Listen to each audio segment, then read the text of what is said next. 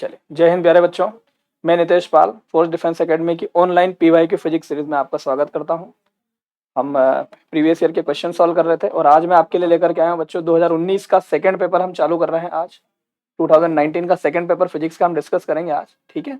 चलिए सीधे आ जाते हैं पॉइंट पर। आइए देखिए, पेन कॉपी लेकर के बैठिएगा। जैसा कि मैं हर बार बोलता हूँ, आपको लगता है कुछ लाइन कुछ पॉइंट लिखना चाहिए, कुछ इंपॉर्टेंट चीजें हैं जो डिस्कस करना चाहिए, जो आपको याद होनी चाहिए, तो आप उसके एक प्रॉपर नोट्स बना लीजिए, राइट है। चले करते हैं चालू। आ जाते हैं पहले क्वेश्चन पर, ठीक। आप यहाँ देख सकते हैं 2019 का पेपर नंबर 2 है, राइट है। चलिए पहला क्वेश्चन ये रहा आपके सामने, ठीक। देखिए भाई, हम मार्कर चेंज कर लेते हैं यहाँ पर, ठीक। ध्यान दीजिए जरा इस पर। तो सबसे पहला क्वेश्चन है, क्वेश्चन नंबर 52 है। देखिए यहाँ पर ये बोल रहा है let there be an object having some chemical in it. भाई ये बोल रहा है कि हमारे पास एक वस्तु है जिसके अंदर कुछ केमिकल भरा हुआ है। क्या भरा हुआ है? कुछ केमिकल भरा हुआ है। मान लीजिए कि किसी वस्तु में कुछ रसायन रखे हैं। उस वस्तु के एक समान वेग v से गति प्रारंभ करने पर एक रासायनिक अभिक्रिया प्रारंभ हो जाती है। मान लीजिए कोई भी हमारे पास ऑब्जेक्ट है और उस ऑब्जेक्ट के अंदर मान लीजिए कुछ केमिकल भरा हुआ है, और जैसे ही वो ऑब्जेक्ट क्या करता है, मोशन करना स्टार्ट करता है, तो इसके अंदर के जो केमिकल हैं वो सारे के सारे केमिकल जो है प्यारे बच्चों क्या करते हैं, केमिकल रिएक्शन जो है वो आपस में करना स्टार्ट कर देते हैं, राइट है। It start moving with uniform velocity. एक समान वेग से यदि ये क्या कर रहा है, गति कर रहा है, तो इसके अंदर के जो केमिकल्स हैं वो केमिकल रिएक्शन जो है वो करना प्रारंभ कर देते हैं। इन दिस केस, इस अवस्था में जब वो केमिकल रिएक्शन प्रारंभ कर देते हैं, विच of the following statement is correct. वो पूछ रहा है कि जब ऑब्जेक्ट के अंदर केमिकल भरा हुआ है और जब वो मोशन कर रहा है, और मोशन करने पर यदि अंदर के केमिकल रिएक्शन आपस में, अंदर के केमिकल जो है वो रिएक्शन करना प्रारंभ कर देते हैं, तो उनसे संबंधित इनमें से कौन सा ऑप्शन जो है या कौन से पॉइंट जो है वो करेक्ट होना चाहिए। चलिए पहला देखते हैं। Chemical reaction happening in the system can not change the velocity v of the centre of mass of the object. बोले केंद्रीय द्रव्यमान वाला बिंदु जो है, अंदर होने वाली रासायनिक अभिक्रिया जो है इस केंद्रीय द्रव्यमान के वेग में किसी प्रकार का कोई भी परिवर्तन नहीं करेगी। देखिए पहला बिंदु बिल्कुल करेक्ट है, आप बड़े ध्यान से इसको क्लियर करिए। सेंटर ऑफ मास वाला पॉइंट जो है वो किसी भी वस्तु के अंदर एक ऐसा बिंदु होता है जहां पर पूरी की पूरी बॉडी का टोटल मास जो है वो कंसंट्रेट होता है, पूरा द्रव्यमान जो है वो क्या होता है, इकट्ठा या फिर एकत्रित होता है। किसी भी प्रकार की रासायनिक अभिक्रिया, भाई मान लीजिए यदि आपके पिंड का, आपकी वस्तु का आकार जो है वो मान लीजिए या उसकी बाउंड्री जो है वो कुछ इस प्रकार की है, तो सेंटर ऑफ मास वाला पॉइंट जो है, अंदर के केमिकल रिएक्शन से सेंटर ऑफ मास वाले पॉइंट की वेलोसिटी में किसी प्रकार का कोई भी परिवर्तन नहीं आता है। पहला वाला पॉइंट जो है वो बिल्कुल करेक्ट है। यदि आपको नहीं पता है तो आप इसको अच्छी तरह से ध्यान रख लीजिए।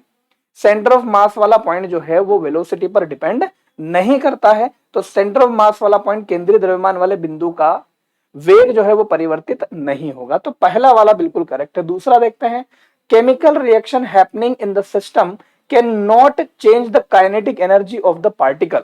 वो बोल रहा है कि भैया सिस्टम के अंदर जो भी पार्टिकल्स हैं उनकी गतिज ऊर्जा में, एक बार फिर से पढ़ते हैं, हमें सेकंड वाला पॉइंट क्लियर नहीं हुआ है।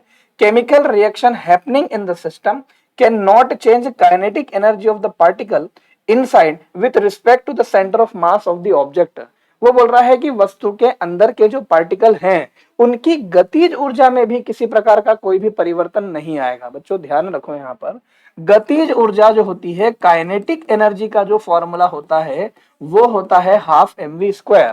और चूंकि काइनेटिक एनर्जी वेलोसिटी के साथ साथ किस पर निर्भर कर रही है, मास पर भी निर्भर कर रही है, तो काइनेटिक एनर्जी की क्वांटिटीज को चेंज करने के लिए दो अलग अलग भौतिक राशियों की आवश्यकता पड़ रही है।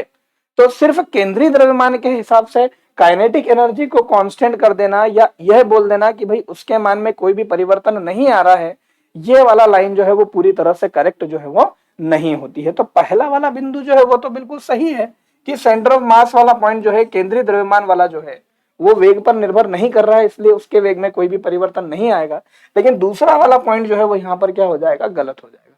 तो 52 के लिए सिर्फ पहला वाला पॉइंट ही करेक्ट है, इसलिए इसका सही उत्तर क्या लगाएंगे हम, 1 ओनली लगाएंगे। क्या लगाएंगे इसका सही उत्तर, हम 1 ओनली लगाएंगे। क्लियर है प्यारे बच्चों, राइट है, ध्यान रखिए। तो 52 का आंसर क्या हो जाएगा, 1 हो जाएगा। ठीक है, चलिए और आगे बढ़ते हैं। ठीक, कुछ अजीब क्वेश्चन भी आते हैं इस प्रकार के, और इस प्रकार के अजीब क्वेश्चन जो है वो भी हमें यहाँ पर देखना पड़ता है, राइट है। चलिए 53 पर आते हैं, ध्यान दीजिए जरा अच्छी तरह से। क्या बोल रहा है question number 53, in which of the following phenomena, इनमें से किस घटना में do heat wave travel along a straight line with the speed of light. ठीक है, ये जो आपकी ऊष्मा जो है, ऊष्मा का संचरण जो है, निम्नलिखित में से कौन सी घटना में ऊष्मीय तरंगे प्रकाश की गति से क्या करती है, ट्रेवल करती है। प्यारे बच्चों ध्यान रखो, बेसिकली हीट ट्रांसफर की, बेसिकली ऊष्मा के संचरण की कुल 3 विधियां होती है, कुल 3 प्रोसेसेस होती हैं, जिसमें सबसे पहली जो प्रोसेस होती है उसको हम बोलते हैं कंडक्शन, दूसरी जो प्रोसेस होती है वो कहलाती है कन्वेक्शन, और तीसरी जो प्रोसेस होती है बच्चों वो कहलाती है रेडिएशन। हिंदी वाले बिल्कुल भी चिंता ना करें, ध्यान से सुनिए। ऊष्मा संचरण की कुल 3 विधियां होती है, पहली होती है चालन, कंडक्शन को हम क्या बोलते हैं, चालन बोलते हैं, ठीक, जैसा कि पहले वाले ऑप्शन में दे रखा है उसमें चालन। दूसरी होती है कन्वेक्शन, जिसको हम संवहन बोलते हैं, राइट है। और तीसरी होती है प्यारे बच्चों क्या, विकिरण। क्या होती है तीसरी, विकिरण। बोलिए क्लियर है क्या। The process of transfer of heat in solid substance, भाई ठोसों के अंदर ऊष्मा संचरण की विधि कंडक्शन कहलाती है, चालन कहलाती है। The process of transfer of heat in liquid is called convection, ठीक है। द्रव के अंदर ऊष्मा संचरण की विधि क्या कहलाती है, संवहन कहलाती है। और गैसेस के अंदर हीट ट्रांसफर की प्रोसेस क्या कहलाती है, रेडिएशन कहलाती है, संवहन कहलाती है। अब आपको ध्यान ये रखना है कि चूंकि रेडिएशन के अंदर जो है वो हीट ट्रांसफर की प्रोसेस जो है, गैसेस के अंदर जो हीट ट्रांसफर की प्रोसेस जो है वो रेडिएशन कहलाएगी। तो रेडिएशन में हीट ट्रांसफर जो है वो लाइट की स्पीड से होता है, किससे होता है, लाइट की स्पीड से। ठीक, ध्यान रखिए जब भी ऊष्मा संचरण से संबंधित प्रकाश के वेग के बारे में बात की जाए कि भैया किस प्रोसेस के अंदर लाइट की स्पीड से जो है वो हीट क्या होती है, ट्रांसफर होती है, ट्रेवल होती है, तो ध्यान रखिए बच्चों आंसर क्या आएगा, रेडिएशन आएगा। आंसर क्या आएगा, रेडिएशन। देखिए लिक्विड में और गैस में क्या होता है प्यारे बच्चों, मॉलिक्यूल्स जो है वो गैस के रिस्पेक्ट में क्या होते हैं, कॉम्पैक्टली पैक्ड होते हैं। उनके बीच में दो मॉलिक्यूल्स के बीच की दूरियां क्या होती है, कम होती है। क्लियर है। तो वहां पर लाइट की स्पीड जो है, या यूं बोल दीजिए कि वहां पर लाइट जो है वो इतनी ज्यादा स्पीड से ट्रेवल नहीं कर पाती है जितनी कि काय में करती है, गैसेस में करती है। तो ऊष्मा संचरण जो है, यदि लाइट की स्पीड से प्रकाश के वेग से पूछा जाएगा तो उत्तर क्या लगाएंगे, रेडिएशन, बोले तो विकिरण लगाएंगे। तो सही उत्तर प्यारे बच्चों क्या हो जाएगा, सी हो जाएगा। ठीक है, चलिए और आगे बढ़ते हैं, ध्यान से सुनते चलिए। ठीक, चलिए क्वेश्चन नंबर 54 पर आ जाते हैं, सुनिए ध्यान से। विच one of the following statement regarding Ohm's law, ठीक, ओम के नियम से संबंधित इनमें से कौन सा स्टेटमेंट इज नॉट करेक्ट। मैंने हमेशा आपको बोला है कि जब भी नॉट करेक्ट आता है ना, तो नॉट को क्या करें, अच्छी तरह से अंडरलाइन कर लें और उसको दिमाग में रख लें, क्योंकि हम क्या करते हैं, करेक्ट आंसर ढूंढने में लगे रहते हैं, जबकि पूछा क्या होता है, नॉट करेक्ट, राइट है। तो ओम के नियम से संबंधित हमें वो वाला पॉइंट जो है, वो वाला ऑप्शन बता रहा है जो सही नहीं है। चलिए देखते हैं ओम्स लॉ। ठीक, देखो यार सभी को बताया ओम्स लॉ यार, V प्रोपोर्शनल टू क्या होता है, I होता है। करंट जो है पोटेंशियल के, या फिर पोटेंशियल जो है वो करंट के क्या होता है, डायरेक्टली प्रोपोर्शनल होता है। विभव जो है वो विद्युत धारा के अनुक्रमानुपाती होता है। ठीक है, V बराबर से क्या हो जाएगा, I इंटू R। चलिए आगे बढ़ते हैं, पहला point, Ohm's law is an assumption that current through a conductor is always directly proportional to the potential difference। हाँ बिल्कुल करेक्ट है, V प्रोपोर्शनल टू I और I प्रोपोर्शनल टू V। तो पहला वाला ऑप्शन बिल्कुल करेक्ट है। भाई बहने वाली धारा जो है वो विभव के क्या होती है, अनुक्रमानुपाती होती है, पहला ऑप्शन करेक्ट है। तो पहला वाला जो है वो सही जवाब है। हमें क्या चाहिए, नॉट करेक्ट चाहिए। ठीक, अ कंडक्टिंग डिवाइस, कौन सा डिवाइस बोल रहा है, कंडक्टिंग डिवाइस। कौन सा डिवाइस बोल रहा है बच्चे, कंडक्टिंग डिवाइस। कंडक्टिंग डिवाइस मतलब कंडक्टर की बात कर रहा है, किसकी बात कर रहा है, कंडक्टर की। अ conducting device obey Ohm's law. ये जो कंडक्टिंग डिवाइस होते हैं, कोई चालक युक्ति क्या करती है, ओम के नियम का पालन करती है। तो भैया ओम का नियम जो है वो कंडक्टर्स के लिए ही अप्लाई होता है, सेमीकंडक्टर डिवाइसेस में कहीं पर भी ओम का नियम नहीं लगता है। तो दूसरा वाला ऑप्शन भी क्या है, करेक्ट है। जितने भी कंडक्टर्स हैं वो ओम्स के लॉ को क्या करते हैं, ओबे करते हैं, फॉलो करते हैं। तो दूसरा ऑप्शन भी करेक्ट है, राइट है। तीसरा, अ conducting material obey Ohm's law when the resistance of material is independent of the magnitude and direction of the applied electric field। देखिए तीसरा वाला ऑप्शन भी करेक्ट है। भाई सीधी सी बात है, मैंने एक कंडक्टर लिया जिसका रेजिस्टेंस R है। अब यदि मैं क्या करता हूं, इस प्रकार से बैटरी ज्वाइन करता हूं, मतलब पॉजिटिव लेफ्ट साइड में और नेगेटिव राइट साइड में, तो अगर इलेक्ट्रिक फील्ड की डायरेक्शन इस तरह से बैटरी के हिसाब से यदि आप अप्लाई करेंगे रेजिस्टेंस पे, तो भी ओम्स का लॉ क्या होगा, फॉलो होगा, राइट है, क्लियर है। और अगर मान लीजिए मैं बैटरी की पोलैरिटी को बदल देता हूं, जहां पहले पॉजिटिव था वहां पर नेगेटिव ले लेता हूं, और जहां पर नेगेटिव था वहां पर क्या ले लेता हूं, पॉजिटिव ले लेता हूं, तो प्यारे बच्चों सिर्फ और सिर्फ इलेक्ट्रिक करंट की डायरेक्शन में क्या आएगा, चेंज आएगा। आ रही है क्या बात समझ में। तो इलेक्ट्रिक फील्ड के एप्लीकेशन से, विद्युत क्षेत्र के लगाने पर आप किस प्रकार की पोलैरिटी से इलेक्ट्रिक फील्ड को अप्लाई कर रहे हैं, उसका रेजिस्टेंस से या ओम्स के लॉ से कुछ भी लेना देना नहीं है। तो सी वाला ऑप्शन जो है ये भी पूरी तरह से क्या है, करेक्ट है। हमें तो क्या चाहिए, नॉट करेक्ट चाहिए, ठीक है। ऑल होमोजीनियस मटेरियल, ध्यान दीजिए क्या बोल रहा है, सभी प्रकार के homogeneous material obey Ohm's law. बस यहीं पर आपको बुरा लग जाना चाहिए, यहीं पर आपको बुरा लग जाना चाहिए। क्या सभी प्रकार के होमोजेनस मिक्सचर जो हैं, क्या सभी प्रकार के होमोजेनियस मटेरियल जो हैं वो ओम के नियम का पालन करते हैं? बिल्कुल भी नहीं। कंडक्टर्स जो होते हैं वो सिर्फ क्या करते हैं, ओम्स के नियम का पालन करते हैं। सभी समांगी पदार्थ जो है वो ओम के नियम का पालन नहीं करते हैं, ठीक है। तो डी वाला ऑप्शन जो है वो गलत है, और चूंकि हमें क्या चाहिए था, नॉट करेक्ट ही चाहिए था, इसलिए इस क्वेश्चन का सही उत्तर क्या हो जाएगा प्यारे बच्चों, डी हो जाएगा। क्या हो जाएगा, डी, ठीक है। सारे होमोजेनियस मटेरियल ओम के नियम का पालन नहीं करते हैं। क्लियर है, चलिए ध्यान रखिएगा। 54 आगे बढ़ते हैं। 54 के बाद आ जाते हैं 55 पर, ठीक है। सुनिए ध्यान से, क्या बोल रहा है, when a ball bounces of the ground, ये ग्राउंड हो गया, अच्छे से बनाते हैं ना, ये ग्राउंड हो गया, और एक बॉल मान लीजिए ऊपर से नीचे आती है। भाई साहब जमीन से टकराती है, और जमीन से टकराने के बाद वापस क्या होगी, बाउंस बैक होगी। और आपने देखी होगी वो टेनिस की बॉल जो आती है, रबर की बॉल, रबर की बॉल को आप ऐसे ऊपर से नीचे फेंकते हैं, जमीन से टकराती है और टकरा करके वापस किधर आती है, ऊपर की ओर आती है। When a ball bounce off the ground, which of the following changes suddenly? इनमें से जब एक गेंद जो है वो किसी फ्लोर से टकरा करके ऊपर की ओर आती है, तो इनमें से कौन सी क्वांटिटी सडनली चेंज होती है, एकदम से सडनली क्या होगी, चेंज होगी। इनमें से अचानक परिवर्तित होने वाली क्वांटिटीज कौन सी है? पहला स्पीड, चाल, दूसरा मोमेंटम, संवेग, तीसरा काइनेटिक एनर्जी, गतिज ऊर्जा, चौथा पोटेंशियल एनर्जी, स्थितिज ऊर्जा। देखो बच्चों, क्वांटिटी जो यहाँ ऑप्शन दे रखे हैं ना, वो चारों ही क्वांटिटीज क्या होती है, जब बॉल टकरा करके बाउंस बैक होगी तो चेंज तो चारों ही होगी, वैल्यू तो चारों की ही चेंज होना है। भाई पोटेंशियल एनर्जी, ऊपर से नीचे गेंद आएगी तो पोटेंशियल एनर्जी क्या होगी, डिक्रीज होगी। काइनेटिक एनर्जी इंक्रीज होगी। स्पीड क्या होगी, इंक्रीज होगी, ग्रेविटी की डायरेक्शन में। वेलोसिटी चेंज हो रही है तो मोमेंटम भी क्या होगा, चेंज होगा। तो वेरिएशन तो चारों में ही आएगा। अब आप यहाँ हो सकता है थोड़ा कंफ्यूज हो जाओ कि यार चारों ही तो चेंज हो रहे हैं, फिर सही उत्तर क्या होना चाहिए। अब आपको एक लॉजिक बताता हूं। इसने बोला अचानक क्या परिवर्तित होगा, अचानक क्या परिवर्तित होगी। तो जब बॉल ऊपर से नीचे आ रही है, फ्लोर से टकराएगी और टकरा करके ऊपर जाएगी, तो पहले ऊपर से नीचे आ रही थी और टकराने के बाद अब उसकी डायरेक्शन क्या हो जाएगी, चेंज।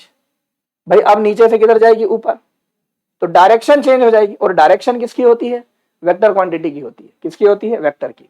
तो स्पीड कौन सी क्वांटिटी है, स्केलर। चाल कौन सी राशि है, अदिश। मोमेंटम कौन सी क्वांटिटी है, वेक्टर, सदिश राशि है। काइनेटिक एनर्जी कौन सी क्वांटिटी है, स्केलर क्वांटिटी है। पोटेंशियल एनर्जी भी कौन सी क्वांटिटी है, स्केलर क्वांटिटी है। आंसर आपके सामने है। क्योंकि ग्राउंड से टकराने के बाद सबसे पहले बॉल जो है वो अपनी दिशा को परिवर्तित करेगी, अपनी डायरेक्शन को क्या करेगी, चेंज करेगी। और डायरेक्शन किसकी होती है, वेक्टर क्वांटिटी की। और इन चारों ऑप्शंस में वेक्टर क्वांटिटी कौन सी है, मोमेंटम है। तो चेंज तो चारों ही हो रही है, लेकिन अचानक से चेंज कौन सी होगी, या यूं बोल दीजिए कि सडनली चेंज कौन सी होगी। तो चूंकि मोमेंटम वेक्टर क्वांटिटी है और टकराने के बाद ये सबसे पहले अपनी डायरेक्शन को क्या करेगा, चेंज करेगा। राइट है। सो करेक्ट आंसर जो है वो क्या हो जाएगा, बी हो जाएगा। क्या हो जाएगा करेक्ट आंसर, मोमेंटम। क्लियर, ध्यान रखिएगा, बढ़िया क्वेश्चन है। राइट, तो 55 का सही उत्तर क्या हो जाएगा, अचानक से मोमेंटम क्या होगा, चेंज होगा। कोई डाउट तो नहीं है, अचानक से मोमेंटम जो है वो क्या होगा, चेंज होगा। सो 55 का आंसर बी। चलिए और आगे बढ़ते हैं। क्वेश्चन नंबर 63 पर आते हैं, ध्यान से देखिए। If an object moves at a non zero constant acceleration, इस लाइन को मैं करता हूं underline. Non zero constant acceleration. Acceleration क्या बोला है इसमें, एक्सेलरेशन बोला है कांस्टेंट। कांस्टेंट एक्सेलरेशन के लिए क्या जरूरी है प्यारे बच्चों, समय के साथ साथ वेग जो है वो कंटिन्यूअसली क्या होना चाहिए, समान रूप से चेंज होना चाहिए। Velocity increases with the time constantly. Clear है, मतलब समान रूप से वेग जो है वो क्या होना चाहिए, बढ़ना चाहिए। ठीक है, चलिए तो एक्सेलरेशन के बारे में दे रखा है। नॉन जीरो कांस्टेंट मतलब एक्सेलरेशन की कुछ ना कुछ वैल्यू होगी, जीरो नहीं होगी, कुछ ना कुछ वैल्यू हो सकती है। आप कुछ भी ले लीजिए, x मीटर पर सेकंड स्क्वायर ले लीजिए, 4 मीटर पर सेकंड स्क्वायर ले लीजिए। तो क्वेश्चन जो है वो हमें किसके किसके बारे में बता रहा है, एक तो क्वेश्चन ने हमें एक्सेलरेशन त्वरण के बारे में बताया, हमें एक्सेलरेशन के बारे में बताया। For a certain interval of time, time के बारे में बात कर रहा है। किसके बारे में बात कर रहा है, टाइम के बारे में। Then the distance covered, distance को कैसे डिनोट करते हैं, एस से। Then the distance it cover in that time, ठीक, depend on its velocity, independent increases. अगर कोई body non zero constant acceleration से नियत त्वरण से t समय में गति कर रही है तो उसके द्वारा तय की गई दूरी, उसके द्वारा ट्रेवल किया गया डिस्टेंस जो है वो इनमें से किन बातों पर निर्भर करेगा। क्लियर? क्वेश्चन में एक्सेलरेशन बोला है, टाइम बोला है, डिस्टेंस बोला है। कितनी क्वांटिटीज की जानकारी दे रहा है? 3 क्वांटिटीज की। एक्सेलरेशन त्वरण, टाइम समय, डिस्टेंस दूरी। राइट है। चलिए इक्वेशन लिखिए मोशन की जरा। बच्चों मोशन की 3 इक्वेशन होती है, v equals to u plus a t, s बराबर से u t plus half a t square, ठीक, और v स्क्वायर बराबर से यू स्क्वायर प्लस 2s। ठीक है प्यारे बच्चों, 3 इक्वेशन होती है। इस क्वेश्चन के हिसाब से अंदाजा लगाइए कि तीनों में से कौन सा समीकरण जो है वो पूरी तरह से इस क्वेश्चन पर अप्लाई हो रहा है। देखो पहले वाला इक्वेशन नहीं हो रही अप्लाई, क्यों नहीं हो रही है? क्योंकि पहले वाले में टाइम भी है, एक्सेलरेशन भी है, लेकिन डिस्टेंस पूछ रहा है क्वेश्चन में, पहले वाली इक्वेशन में डिस्टेंस नहीं है, तो पहले वाली इक्वेशन जो है वो अप्लाई नहीं होगी। ठीक है, तीसरी इक्वेशन पर मैं आता हूं, अगेन आपको एक्सेलरेशन मिल जाएगा, आपको डिस्टेंस मिल जाएगा, लेकिन टाइम जो है वो थर्ड वाली इक्वेशन में नहीं है, तो तीसरी इक्वेशन के हिसाब से भी हमें क्वेश्चन के बारे में नहीं सोचना है। क्वेश्चन में एक्सेलरेशन दे रखा है, टाइम दे रखा है और डिस्टेंस दे रखा है, तो सेकेंड इक्वेशन एकमात्र ऐसी इक्वेशन है जिसमें डिस्टेंस भी आ रहा है, जिसमें टाइम भी आ रहा है और जिसमें क्या आ रहा है? एक्सेलरेशन भी आ रहा है। राइट है।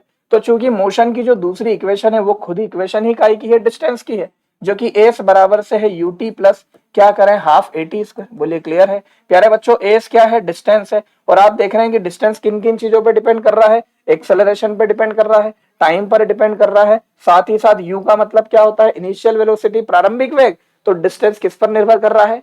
It also depends on the initial velocity. देखिए इस प्रकार से सोचना आता है क्वेश्चन को। आप कहीं भी लग रहा है यार ये पॉइंट काम का, फटाक से अंडरलाइन कर लीजिए। तो डिस्टेंस जो है वो किस पर डिपेंड कर रहा है? It will depends on initial velocity. दूरी जो है वो किस पर निर्भर कर रही है? प्रारंभिक वेग पर क्या कर रही है? निर्भर कर रही है। ठीक है, तो हम क्या लिखेंगे? Distance it covered in that time depends on it's initial velocity. पहला ऑप्शन पूरी तरह से करेक्ट है। प्रारंभिक वेग पर क्या करेगा? ये निर्भर करेगा। दूसरा ऑप्शन बोल रहा है इंडिपेंडेंट ऑफ इनिशियल वेलोसिटी, गलत है। प्रारंभिक वेग पर बोले ये निर्भर नहीं कर रहा है। Increases linearly with the time, ठीक है, टाइम के साथ साथ क्या होगी? लिनियरली बढ़ेगी। याद रखिए तीसरे ऑप्शन में समय के साथ साथ यदि डिस्टेंस लिनियरली बढ़ेगी तो वेग या वेलोसिटी क्या हो जाएगी? कांस्टेंट। और अगर वेलोसिटी कांस्टेंट होती है तो एक्सेलरेशन कितना? जीरो। यहां पर उसने क्या बोला है? एक्सेलरेशन नॉन जीरो है। कैसा है? Non zero. तो सी वाला ऑप्शन भी क्या है? गलत है। क्लियर है? ठीक है, depend on it's initial displacement. अरे यार डिस्टेंस की तो बात ही कर रहा है, कहां इक्वेशन में डिस्प्लेसमेंट आ रहा है? So D option also wrong हो जाएगा। So correct option will be A हो जाएगा। ठीक है प्यारे बच्चों, चलिए आगे बढ़ते हैं। चलिए क्वेश्चन नंबर 64 पर आ जाते हैं, ध्यान दीजिए जरा। ठीक है, क्या बोल रहा है? अ सॉलिड डिस्क, चलिए अंडरलाइन कर लिया। एक सॉलिड डिस्क है एंड अ सॉलिड स्फीयर, और एक ठोस गोला है। ठीक, क्या है बेटा? एक ठोस डिस्क है और एक ठोस गोला है, दो अलग अलग बॉडी है। एक सॉलिड डिस्क है, समझता है डिस्क क्या होती है?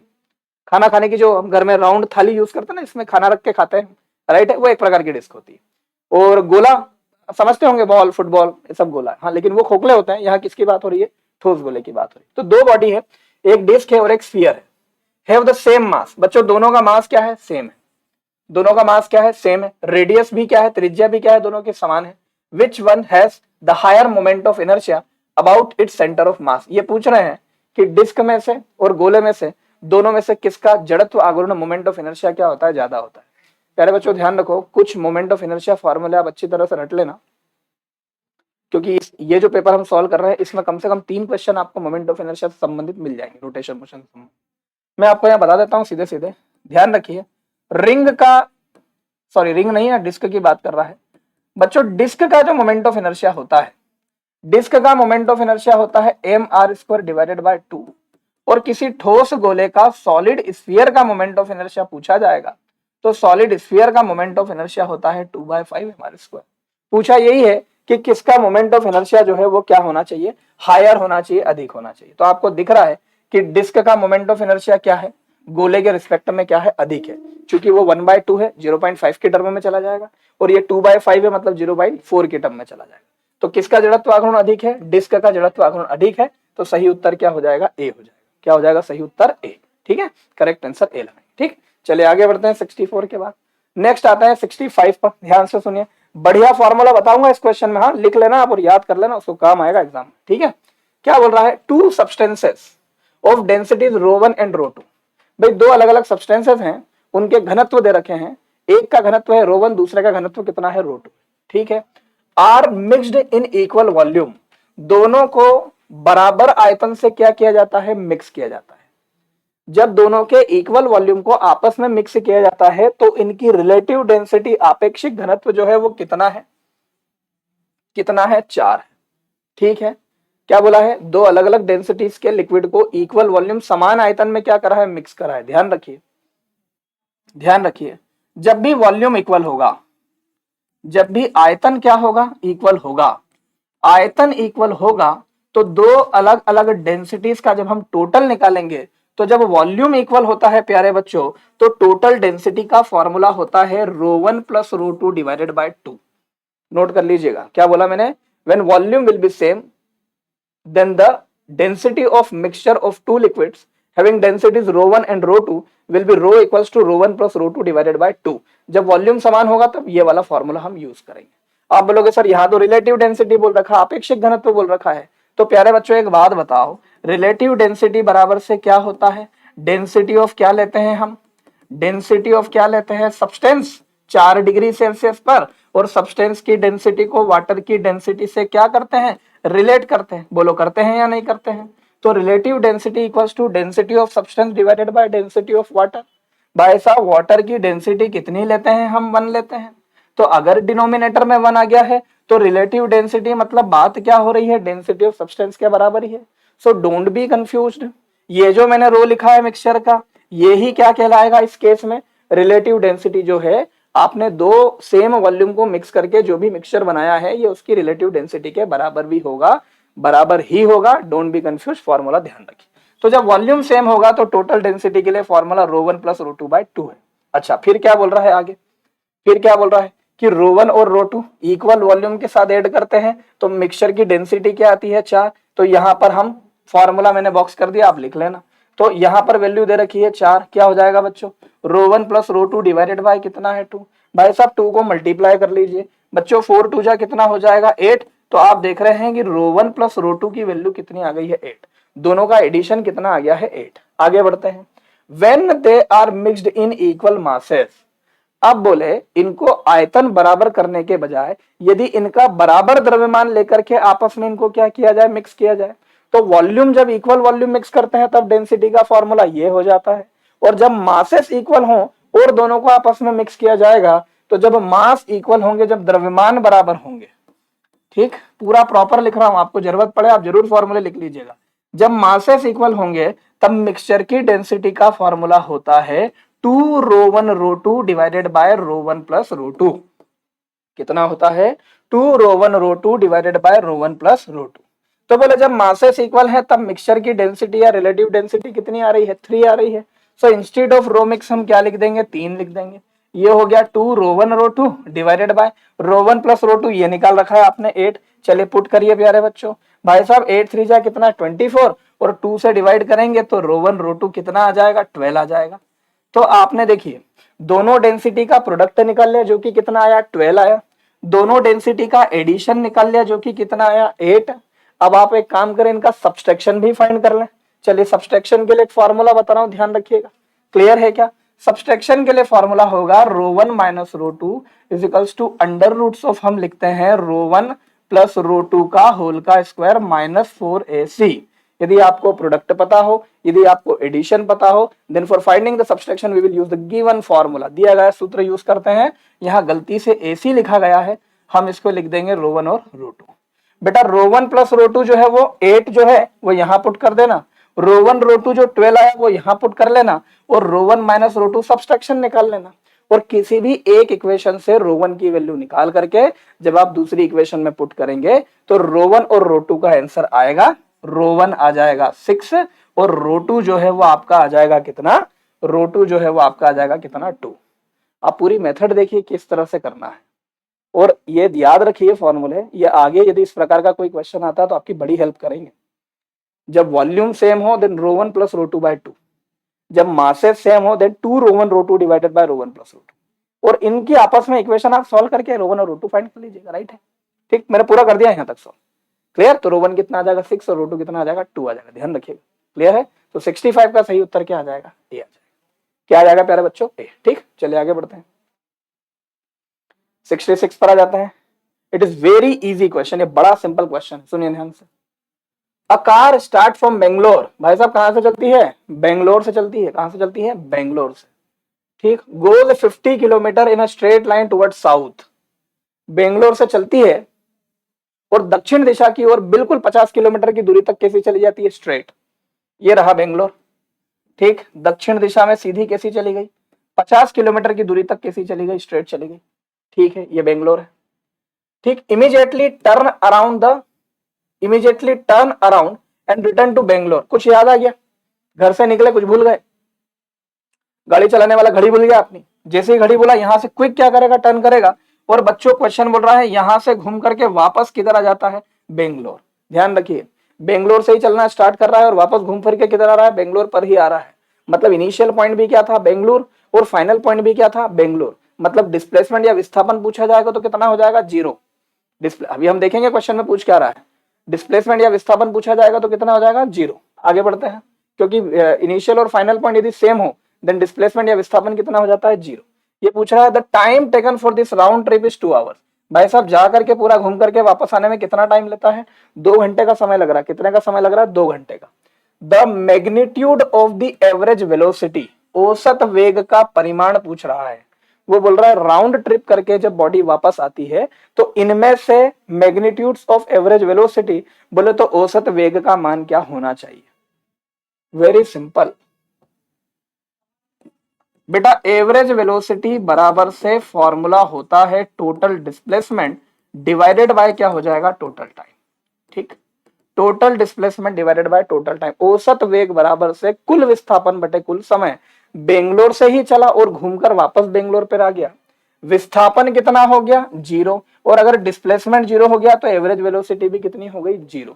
तो इसका सही उत्तर क्या हुआ, 0। ठीक, पहला ही ऑप्शन क्या है, 0। The correct answer will be A. कोई समस्या तो नहीं है, फाइनल आंसर क्या आ जाएगा, ए आ जाएगा। ठीक, चलिए देखो क्वेश्चन कितना बड़ा है। ठीक, तो बिल्कुल भी परेशान नहीं होना है, आगे बढ़ते हैं, 67 पर आ जाइए। ठीक, 67 सुनिए क्या बोल रहा है, the sum of EMF and potential difference around a closed loop equal to 0। ऐसा नहीं लग रहा है लाइन कहीं सुनी हुई है प्यारे बच्चों, ये किरचॉफ का सेकंड रूल है। किसका रूल है ये किरचॉफ का सेकंड रूल है। देखो इलेक्ट्रिकल सर्किट से संबंधित किरचॉफ के 2 रूल आपने पढ़े होंगे। पहला होता है the sum of all the currents meeting at a single point will be always equals to 0। किसी पर्टिकुलर बिंदु पर आने वाली सभी विद्युत धाराओं और उस बिंदु से दूर जाने वाली सभी विद्युत धाराओं का योग किसके बराबर होता है, 0 के। ये किरचॉफ का पहला नियम है। दूसरा नियम यह है कि किसी भी बंद लूप के अंदर कुल विद्युत वाहक बल तथा कुल विभव का योग जो है वो किसके बराबर होता है, 0 के। यहां पर यही लिखा हुआ है। ठीक, सेकंड रूल। और किरचॉफ का पहला रूल जो है बच्चों को किस पर संबंधित, किस पर आधारित है, law of conservation of charge पर आधारित है, आवेश संरक्षण के नियम पर आधारित है। The sum of EMF and potential difference around a closed loop equals to 0। इस सेंटेंस से हमने ये क्लियर कर लिया कि ये किरचॉफ के द्वितीय नियम की बात कर रहा है। इज अ कंसिक्वेंसेस ऑफ, यह किसके परिणाम स्वरूप है। पहला ओम का नियम, गलत। ठीक, दूसरा कंजर्वेशन ऑफ चार्ज, गलत है बच्चों, क्योंकि आवेश संरक्षण का नियम पहले नियम में लगता है और ये कौन सा नियम है, दूसरा नियम है। कंजर्वेशन ऑफ मोमेंटम बिल्कुल गलत है। कंजर्वेशन ऑफ एनर्जी बिल्कुल सही जवाब। किरचॉफ का प्रथम नियम विद्युत धारा वाला नियम कंजर्वेशन ऑफ चार्ज पर आधारित है और किरचॉफ का द्वितीय नियम, दूसरा नियम जो है, जो कि यह है, वो कंजर्वेशन ऑफ ऊर्जा पर या एनर्जी पर आधारित है। सो करेक्ट आंसर क्या हो जाएगा, डी हो जाएगा, राइट है। चलिए 67 से आगे बढ़ते हैं, 68 देखिए। A student measure certain length using a meter scale having least count equal to 1 mm। एक स्टूडेंट जो है वो कुछ लंबाई को, उसके पास जो मीटर स्केल, आपने देखा होगा बच्चों हमारे कंपास बॉक्स में एक स्केल होता है 15 सेंटीमीटर लंबा, देखा होगा आपने। बोले एक स्टूडेंट जो है वो कुछ लंबाई को एक मीटर स्केल से, जिसका लीस्ट काउंट जो है, ठीक, हिंदी में देखते हैं लीस्ट काउंट को क्या बोल रहे हैं, अल्पमत मांग, जिसका लीस्ट काउंट कितना दे रखा है, 1 mm दे रखा है। Which one of the following measurement is more precise, इनमें से कौन सा मेजरमेंट, कौन सी गणना जो है वो ज्यादा प्रेसाइज मानी जाएगी। प्रेसाइज का मतलब होता है एक्यूरेसी। क्या होता है प्रेसाइज का मतलब? एक्यूरेसी। ठीक, इनमें से सबसे अधिक एक्यूरेसी वाली वैल्यू कौन सी मानी जाएगी? सुनिए ध्यान से। चलिए पेन कॉपी उठाइए, लिखिए। याद रखिए लीस्ट काउंट जो होता है, लीस्ट काउंट जो होता है वो इनवर्सली प्रोपोर्शनल होता है किसके? एक्यूरेसी के। एक्यूरेसी के, ठीक है। जिसका लीस्ट काउंट जितना कम होगा, जिसका लीस्ट काउंट जितना कम होगा उसकी एक्यूरेसी की वैल्यू क्या होगी? प्रॉपर लिखता हूं, लीस्ट काउंट जितना कम, एक्यूरेसी की वैल्यू क्या होगी? उतनी ज्यादा होगी। पहला है 0.50 mm, दूसरा है 29.07 सेंटीमीटर, तीसरा है 0.925 mm और है 910 मिलीमीटर। तो प्रेसाइज की एक्यूरेसी की सबसे मैक्सिमम वैल्यू कौन सी नजर आ रही है? थर्ड नंबर का ऑप्शन नजर आ रहा है 0.925। एक्यूरेसी जितनी ज्यादा लीस्ट काउंट उतना कम, और इसका लीस्ट काउंट तो ऑलरेडी कम दे रखा है। कितना होता है? 1 mm है। ये थोड़ा सा लॉजिकल है, इसको ध्यान रखिए, राइट है। तो लीस्ट काउंट जितना कम होगा एक्यूरेसी उतनी ज्यादा। तो ध्यान रखिएगा, थोड़ा सा लॉजिक लगाइएगा। इन चारों में से जो भी वैल्यू आपको ज्यादा दिखेगी आपको उसी को करेक्ट लगा देना है, यदि लिस्ट काउंट दिया हुआ है तो, राइट। तो 68 का आंसर क्या हो जाएगा? सी। किस बिहाफ पर, किस बेसिस पर लगा रहे हैं? So this is the relation, this is the relation, इसके बिहाफ पर लगाना है। सो 68 का आंसर क्या हो जाएगा प्यारे बच्चों? सी हो जाएगा, राइट है। चलिए आगे बढ़ते हैं। क्वेश्चन नंबर 69 देखिए। क्वेश्चन नंबर 69 देखिए। Excuse me. If the work done on the system और by the system is zero, ठीक, अंडरलाइन करिए। क्या बोला? निकाय पर किया गया कार्य या निकाय के द्वारा किया गया कार्य यदि कितना है? शून्य। जो बोल रहा है वो लिख लीजिए सबसे पहले भाई, डी डब्ल्यू या ठीक है डब्ल्यू ले लीजिए। यदि डब्ल्यू कितना है? Zero. Work done on the system या work done by the system यदि कितना है? जीरो है। क्लियर है? Then which one of the following statement for a gas kept at a certain temperature is correct? तो किसी भी कंटेनर के अंदर ली गई गैस जो है उससे संबंधित इनमें से कौन सा ऑप्शन जो है वो करेक्ट होना चाहिए? राइट है। चलिए पहले पर आते हैं। Change in internal energy of the system is equal to the flow of heat. देखिए क्वेश्चन जब आपने रीड करा और पहला ऑप्शन जब आपने रीड करा तो दिमाग में तीन अलग अलग क्वांटिटीज आपको समझ में आ रही है। ऊपर क्वेश्चन में बात करी थी उसने किसकी? वर्क डन की। और पहले वाले ऑप्शन में उसने दो क्वांटिटीज और डिस्कस करी आपसे, एक तो इंटरनल एनर्जी और दूसरा कौन सा? हीट। इट मींस ये जो क्वेश्चन है प्यारे बच्चों वो किस पर आधारित है? It will based on first law of thermodynamics. ये ऊष्मागतिकी के प्रथम नियम पर आधारित है। देखिए आपकी तैयारी ऐसी होना चाहिए कि क्वेश्चन रीड करते से आपको ये समझ में आ जाए कि कौन सा फार्मूला जो है वो यहाँ पर लगने वाला है। तो चूंकि वर्क डन के बारे में बात की जा रही है, हीट के बारे में बात की जा रही है, इंटरनल एनर्जी के बारे में बात की जा रही है, तो इसका मतलब यहाँ पर लगने वाला है फर्स्ट लॉ ऑफ थर्मोडायनेमिक्स। चलिए क्या है first law of thermodynamics? D Q बराबर से डी यू प्लस कितना है? D W. दी गई heat D Q, change in internal energy और वर्क डन। मैं बहुत ज्यादा डिटेल में नहीं जा रहा हूं, आप फॉर्मूला ध्यान रखिए। वो बोल रहे हैं कि चेंज इन वर्क डन जो है डी डब्ल्यू की वैल्यू कितनी है प्यारे बच्चों? जीरो, क्वेश्चन में बोला है। तो एक बात बताइए, अगर D Q equals to D U plus इसको क्या कर देता हूं? Zero, it means change in heat किसके बराबर होगी? It will be equals to change in internal energy. किसके बराबर होगी ये? या आंतरिक ऊर्जा में परिवर्तन के बराबर होगी। क्वेश्चन आपके सामने, राइट है।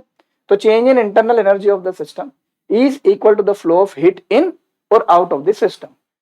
आंतरिक ऊर्जा में परिवर्तन जो है वो ली गई हीट या दी गई हीट के बराबर होगी। बिल्कुल सही है, यदि वर्क डन जीरो होगा तो ये इसके बराबर होगा। पहला ऑप्शन ही क्या है? Correct. Change in internal energy of the system is less than, बिल्कुल गलत है। आप देख रहे हैं एग्जैक्टली बराबर है। Change in internal energy of the system is more than, फिर बोलूंगा मैं, आप देख रहे हैं बिल्कुल बराबर है, ना ज्यादा ना कम है, ठीक है। Can not be determine, determine कर सकते हैं क्योंकि ये इसके बराबर हो जाएगी। तो बच्चों इसका सही उत्तर क्या हो जाएगा? ए हो जाएगा। क्लियर है? चलिए और आगे बढ़ते हैं 69 के बाद। 69 के बाद हम आ जाते हैं 70 पर।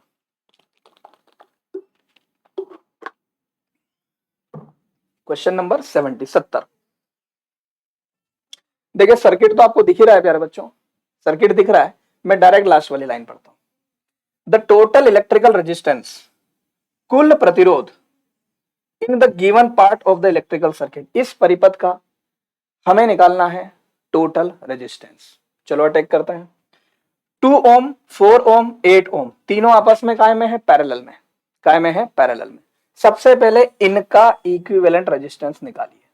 पैरेलल में जब होता है तो फॉर्मूला यूज करते हैं 1/R1, 1/R2, 1/R3। I hope आपको क्लियर हो रहा। R1 कितना ले लें 2, R2 4 और R3 कितना है 8, तो ये हो गया 2 + 4 + 8। चेक करिए, आओ एलसीएम लेते हैं। प्यारे बच्चों एलसीएम 8 आ गया, ऊपर क्या लिखेंगे 2 4 जा 8, 4 2 जा 8, 8 1 जा 8, कोई दिक्कत तो नहीं, राइट है। चलिए 1/r इक्वल्स टू 4 + 2 6 + 1 कितना 7, फाइनली कितना आया 7/8, but it's a value of 1/r। हमें तो क्या चाहिए r चाहिए, चलिए उल्टा कर दीजिए, इनवर्स कर दीजिए। चलिए तो r बराबर से क्या हो जाएगा बच्चों, इसको उल्टा कर देंगे तो ये हो जाएगा 8/7। देखिए आपके सामने सॉल्व किया। तो ये जो पूरा की पूरा बॉक्स मैंने लगा रखा है, इस पूरे बॉक्स का टोटल रेजिस्टेंस कितना आया 8/7। तो 2 का 4 का और 8 का 3 अलग अलग रेजिस्टेंस पैरेलल में थे, इनको सॉल्व करके इक्विवेलेंट रेजिस्टेंस क्या निकाला मैंने 8/7। ठीक, और 8/7 जो आएगा इसका पूरा, वो चूंकि 1 वाले के साथ काय में सिंगल वायर में है, इट मींस 8/7 इसके साथ काय में हो जाएगा सीरीज में हो जाएगा, काय में हो जाएगा सीरीज में। तो इस सीरीज में जब होता है रेजिस्टेंस तो सीधे सीधे क्या कर देते हैं, ऐड कर देते हैं। तो 8/7 में मैं यही डायरेक्ट क्या कर देता हूं, ऐड कर देता हूं। चलिए 8/7 + 1 कितना आ जाएगा प्यारे बच्चों, 15/7 आ जाएगा। बोलो आएगा कि नहीं आएगा, कितना आ जाएगा 15/7। ढूंढिए ऑप्शन में है कि नहीं है। पहला ऑप्शन है 15/8, गलत है। दूसरा ऑप्शन क्या है 15/7, बिल्कुल सही। बी वाला आंसर बिल्कुल करेक्ट निकल कर क्या रहा है। तो 70 का करेक्ट ऑप्शन क्या हो जाएगा, बी हो जाएगा।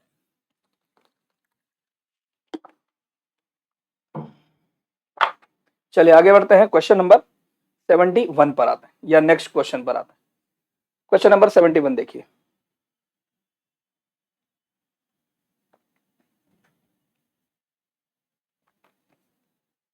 चलिए क्या बोल रहा है question number 71, which one of the following statement regarding lenses is not correct.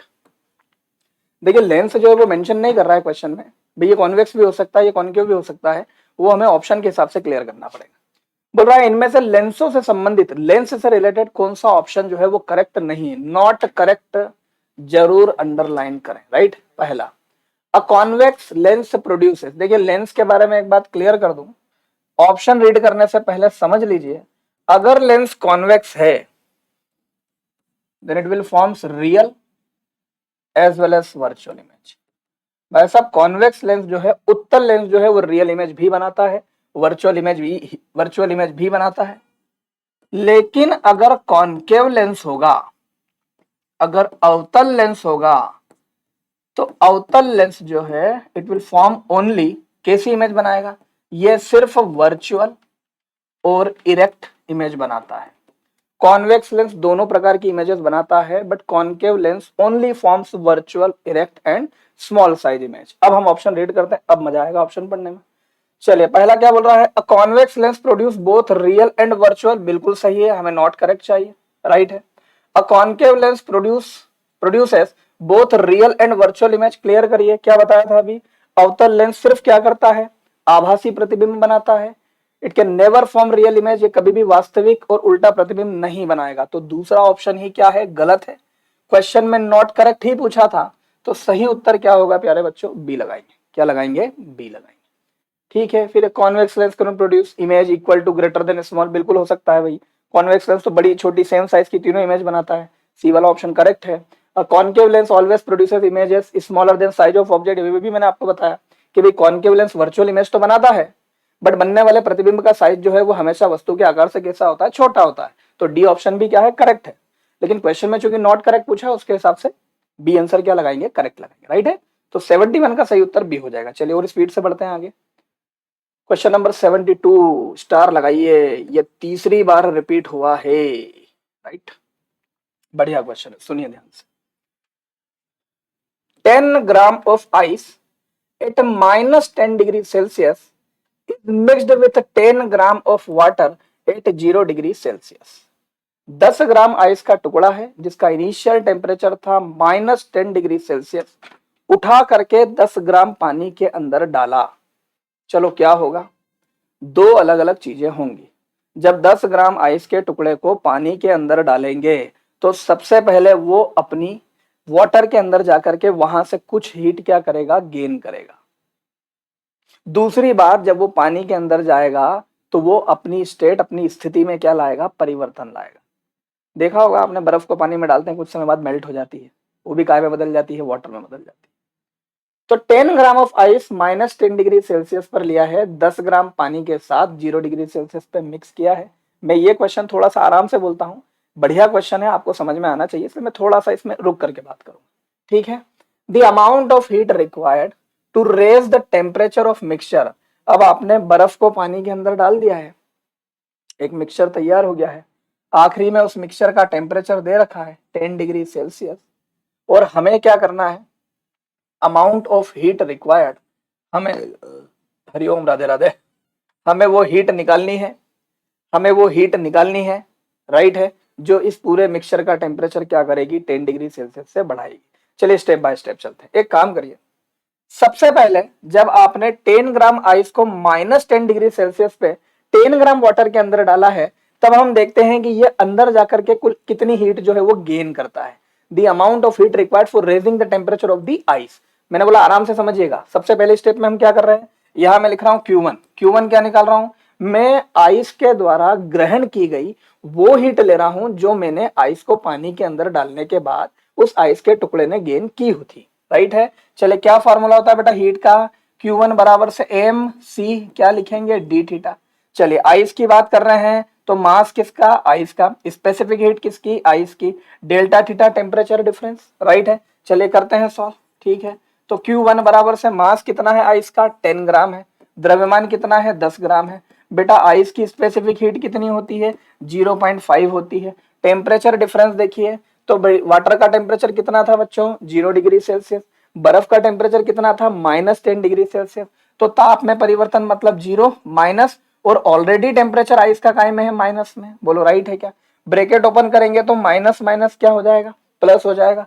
10 + 0 कितना आएगा, 10 ही आएगा, राइट है। तो मल्टीप्लाइड बाय कितना आ गया, 10। चलिए Q1 बराबर से 0.5 × 100 कितना आ जाएगा, 50। ये वो हीट है जो आइस पानी के अंदर जाने के बाद गेन करता है, ठीक है। चलिए अब क्या होगा, जब आइस को वाटर के अंदर डालेंगे तो आइस जो है वो क्या होगा, मेल्ट होगा। इट मीन सॉलिड कन्वर्ट हो रहा है लिक्विड में, मतलब यहाँ पर लेटेंट हीट या गुप्त ऊष्मा का भी उपयोग किया जाएगा। तो Q2 में ले लेता हूं M × L, राइट है, क्योंकि अवस्था में क्या आ रहा है, परिवर्तन, बराबर है। चलिए मास किसका, भाई बर्फ की अवस्था में परिवर्तन आ रहा है तो आइस का ही लेंगे। बेटा आइस का मास कितना है, 10 है। चलिए आइस की लेटेंट हीट कितनी है, बच्चों याद रखिए, लेटेंट हीट और स्पेसिफिक हीट दोनों की वैल्यू आपको याद होनी चाहिए, क्लियर है। यहाँ पर आइस की लेटेंट हीट जो है वो होती है 80 कैलोरी पर ग्राम, कितनी होती है, 80 कैलोरी पर ग्राम। दूसरी वाली जब मैंने हीट फाइंड करी 80 × 10 कितना आ गया, 800। चलिए दूसरी हीट भी निकाल ली। अब क्या होगा, अब जो मिक्सचर बना है, जिस मिक्सचर का टेम्परेचर 10 डिग्री सेल्सियस है, राइट है, उस मिक्सचर की भी क्या फाइंड करना पड़ेगी, हीट फाइंड करना पड़ेगी। अच्छा मिक्सचर में क्या हुआ प्यारे बच्चों, जब आइस को वाटर के अंदर डाला तो 10 ग्राम तो बर्फ का टुकड़ा था और 10 ग्राम पानी के अंदर डाला, तो 10 + 10 मिलकर के कितना हो गया, 20 ग्राम। तो मिक्सचर का टोटल मास कितना होगा, 20 ग्राम, और मिक्सचर काय में कन्वर्ट हो चुका है, so it will be completely converted to water. ये पूरा की पूरा काय में बदल गया है, पानी में, ठीक है। चलिए Q3 बराबर से फिर फॉर्मूला लगाया MC डी थीटा। चलिए मास अभी बताया था, 10 ग्राम आइस 10 ग्राम वाटर, 10 + 10 कितना हो गया, 20। स्पेसिफिक हीट कितनी, तो चूंकि अब आइस भी वाटर में कन्वर्ट हो गया है तो स्पेसिफिक हीट किसकी लेंगे, वाटर की। चिंता नहीं करना, 1 होती है, कितनी होती है, 1। टेम्परेचर डिफरेंस दे रखा है 10 डिग्री सेल्सियस, ये आ गया 10। बेटा 20 × 10 मतलब कितना, 200। बोलिए क्लियर है, ठीक है। तो ये तो हमने इंडिविजुअल हीट निकाली। इस पूरी स्थिति में कुल कितनी ऊष्मा लगी है, तो टोटल ऊष्मा के लिए ऐड कर दो बच्चों, Q1 + Q2 + Q3। बोलिए राइट है। चलिए Q1 कितना है, 50 है, Q2 कितना है, 800 है, Q3 कितना है, 200 है। प्यारे बच्चों सॉल्व करके क्या आ गया आंसर, 1050। इतनी ऊष्मा की आवश्यकता होगी, ठीक। सही उत्तर क्या आ जाएगा, 1050 कैलोरी। देखो आप, मैंने सब कैलोरी सीजीएस यूनिट थी, मैंने सबको सीजीएस में सॉल्व किया, ठीक। 72 का आंसर सी हो जाएगा। बढ़ते हैं आगे, चलिए 73 पर आते हैं। Soap clean surface on the principle based on, साबुन के द्वारा सतहों को साफ करने का सिद्धांत आधारित है, सिद्धांत आधारित है, सिद्धांत आधारित है, राइट है। सुनिए ध्यान से प्यारे बच्चों, जैसे ही सोप पानी के साथ मिलेगा, सोप सॉल्यूशन बनाता है और सोप पानी के साथ मिल करके पानी का सरफेस टेंशन जो है वो क्या कर देता है, डिक्रीज कर देता है। याद रखना, एक लाइन बता दी काम की, हो सकता है क्वेश्चन पूछ ले कि जब सोप सॉल्यूशन बनता है तो पानी का सरफेस टेंशन क्या होता है, पानी का सरफेस टेंशन कम हो जाता है। चूंकि सरफेस टेंशन पृष्ठ तनाव का एक सूत्र होता है वर्क अपॉन एरिया। तो सोप सॉल्यूशन पानी के अंदर मिला, पानी के साथ मिलते से जैसे ही सोप को पानी के अंदर डाला, पानी का पृष्ठ तनाव क्या कर देगा, कम कर देगा, और पानी का सरफेस टेंशन कम करेगा तो सरफेस एरिया क्या करेगा, बढ़ा देगा। राइट है, सरफेस एरिया बढ़ाएगा तो ज्यादा से ज्यादा डस्ट के क्या करेगा, कांटेक्ट में आएगा, और ज्यादा से ज्यादा डस्ट के कांटेक्ट में आकर के उस डस्ट को खींच करके बाहर निकालेगा। तो यहाँ खाली दो बातें ध्यान रखिए, क्या, जब सोप साबुन जब पानी के कांटेक्ट में आता है, जो घोल बनता है पानी का, उससे वाटर का सरफेस टेंशन डिक्रीज हो जाता है, पहली बात। दूसरी बात, सरफेस टेंशन कम होने के कारण सरफेस एरिया, पृष्ठ का क्षेत्रफल क्या हो जाता है, बढ़ जाता है। तो इसका तो सोप क्लीन सरफेस किसके कारण है, सरफेस टेंशन पृष्ठ तनाव के कारण। राइट है, आगे बढ़ते हैं 82 पर आ जाइए। ठीक, सुनिए ध्यान से। Water is heated with a coil of resistance R. पानी को एक कुंडली ली है, कॉइल जिसका प्रतिरोध आर है, उसके साथ गर्म किया जाता है। क्या करते हैं अपन, गर्म करते हैं। ठीक है, connected to a domestic supply. The rise of temperature of water will depends on. पानी का जो ताप बढ़ रहा है, वाटर जो हीट लेकर के अपना टेम्परेचर बढ़ा रहा है, वो बेसिकली इनमें से किस पर निर्भर करती है। ठीक है, सप्लाइड वोल्टेज पर निर्भर करती है, बिल्कुल करेगी, सही जवाब है। Current passing through the coil, क्या विद्युत धारा पर करेगी, बिल्कुल करेगी। बच्चों ध्यान रखो, H बराबर से एक फॉर्मूला होता है I²RT। H का मतलब क्या है, हीट, ऊष्मा, जो कि विद्युत धारा पर भी निर्भर कर रही है, और T का मतलब टाइम है, यहाँ पर समय है, समय पर भी क्या कर रही है, निर्भर कर रही है। Time for which voltage is supplied, बिल्कुल सही है, समय पर भी क्या करेगी, निर्भर करेगी। तो पहला भी सही है, दूसरा भी सही है, और तीसरा भी करेक्ट है। ठीक, तीनों ऑप्शन इसके सही है। ठीक, चलिए और आगे बढ़ते हैं। 82 के बाद आते हैं 83 पर। बढ़िया क्वेश्चन है, पेंडुलम से संबंधित न्यूमेरिकल। सुनिए ध्यान से। एक पेंडुलम क्लॉक है जिसको h ऊंचाई पर ले जाया जाता है, जहां पर एक्सेलरेशन ड्यू टू ग्रेविटी जो है वो कितना है, g है। जहां पर एक्सेलरेशन ड्यू टू ग्रेविटी जो है वो कितना है, g है। ठीक है, अच्छी बात है। एक काम करो, जब जीवन का मान कितना है, जी बोल रहा है क्वेश्चन, पहली कंडीशन में acceleration due to gravity G बोल रहा है, तो टाइम पीरियड T1। चूंकि देखिए यहाँ क्वेश्चन में कुछ भी बात T1 के बारे में नहीं करी है उसने। A pendulum clock is shifted to height h where gravitational acceleration has a certain value g। जहां पर गुरुत्वीय त्वरण का मान कितना था, g था। क्लियर है, चलिए आगे बढ़ते हैं। अनादर पेंडुलम, बच्चों एक पेंडुलम और है, मतलब G2 हो सकता है, T2 हो सकता है। Another pendulum clock of same length, जिसकी लंबाई समान है, but of double the mass of the bob. देखो यार, ये जो लाइन है ना बच्चों, double the mass of the bob, ये बॉब के मास पे डिपेंड करता ही नहीं है टाइम पीरियड। मैंने लास्ट पेपर में भी समझाया था आपको, क्योंकि टाइम पीरियड का फॉर्मूला होता है 2π अंडर रूट्स ऑफ L/G। कहाँ मास आ रहा है, क्या कहीं मास आ रहा है, नहीं आ रहा है। तो ये बॉब का मास यदि दे रखा हो ना, तो इस पे तो लाइन चला देना, because time period is independent of the mass of the bob. ये कभी भी बॉब के मास पे डिपेंड नहीं करता, तो मैंने हटा दिया। ठीक है, is lifted to another height where acceleration due to gravity कितनी है, g/2। जहां पर गुरुत्वीय त्वरण कितना है, g/2। राइट है। The time period of the second pendulum would be, ये दूसरे वाले पेंडुलम का क्या पूछा जा रहा है, टाइम पीरियड पूछा जा रहा है। क्लियर है। अच्छा, in terms of period T of the first pendulum. अरे बढ़िया, पहले पेंडुलम का टाइम दे रखा है, चेक करिए, कोई दिक्कत तो नहीं। आओ सॉल्व कर लेते हैं। प्यारे बच्चों, टाइम पीरियड जो है वो एक्सेलरेशन ड्यू टू ग्रेविटी के क्या होता है, इनवर्सली प्रोपोर्शनल। दो रेशियो बना लीजिए, T1/T2 is equals to under roots of, क्या करूं, G2/G1। राइट है, चलिए वैल्यू इक्वेट करिए। T1 कितना है, T है। T2 क्या करना है, फाइंड करना है, अंडर रूट्स ऑफ G2 कितना है, वैल्यू लिख दी है, G/2। G1 कितना है, G हो जाएगा बच्चों, G से G कट गया, T/, कितना आ गया, T2 इज इक्वल्स टू 1/, क्या आ गया प्यारे बच्चों, √2 आ गया। राइट है, T2 निकालना है, ये मल्टीप्लाई हो जाएगा, तो T2 बराबर से कितना आ जाएगा, √2T हो जाएगा। देखिए एग्जैक्ट, ये मेथड हमेशा लगाइए आप, करेक्ट आंसर आएगा रेशियो वाली।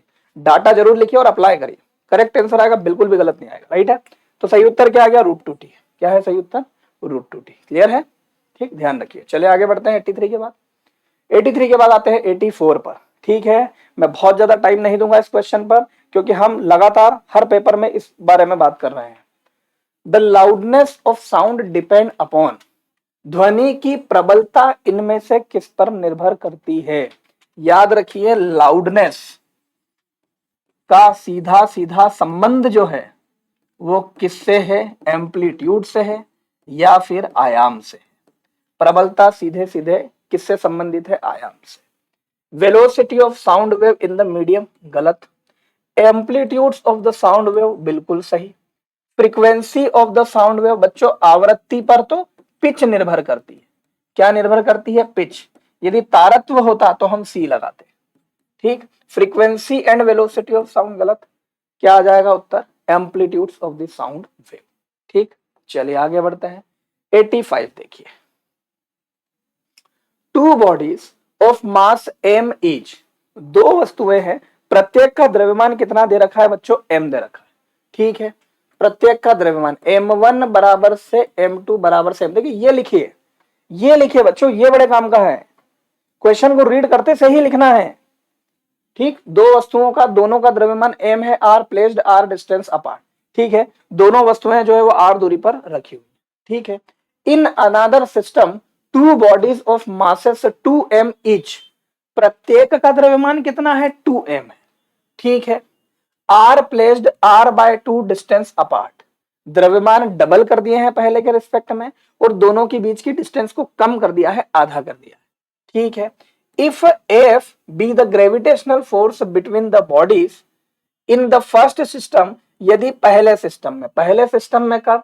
जब m1 m2 कितना था? m था, और दूरी कितनी थी? r थी, तब बोले इन दोनों के बीच में लगने वाला गुरुत्वाकर्षण बल कितना था? F है। ठीक है, तो F बराबर से G, m1 m2 m है तो G m का स्क्वायर अपॉन r स्क्वायर, यह पहली कंडीशन में आ गया।